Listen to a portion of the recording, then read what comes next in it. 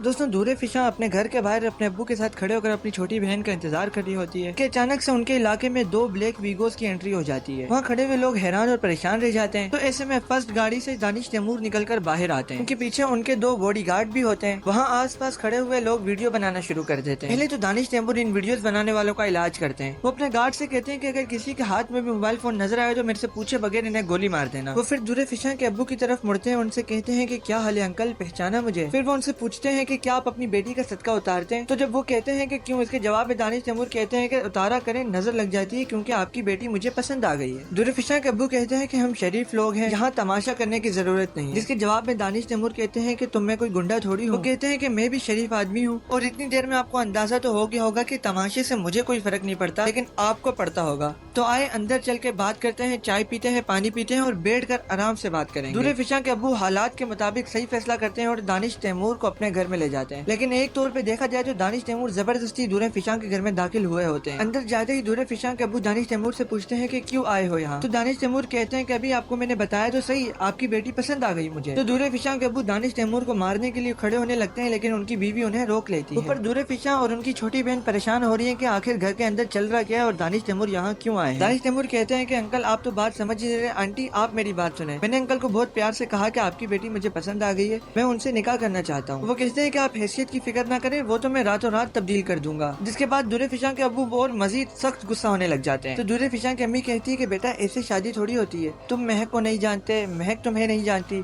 तो दानिश तैमूर कहते हैं कि आप महक को बुलाओ, अभी एक दूसरे को जान लेंगे, मैं बिल्कुल शीशे की तरह साफ। तो दूरे फिशा के अब्बू गुस्से से खड़े होते हैं और दानिश तैमूर से कहते हैं कि तुम्हारा दिमाग दुरुस्त है, हम अपनी बेटी को यहाँ तुम्हारे साथ बिठाने के लिए बुलाएंगे। तो दानिश तैमूर भी खड़े हो जाते हैं। वो इनके अब्बू से कहते हैं कि कमाल है यार, मैं आपसे इतनी तमीज से बात कर रहा हूँ लेकिन आप गुस्सा कर रहे हैं, आप समझ ही नहीं रहे कि आपकी बेटी मुझे पसंद आ गई और जो चीज मुझे पसंद आ जाए वो मेरी हो जाती है। तो इनके अब्बू मजीद गुस्सा करने लगते हैं। तो दानिश तैमूर कहते हैं कि गुस्सा करने की जरूरत नहीं है क्योंकि गुस्सा आपकी उम्र को सूट नहीं करता।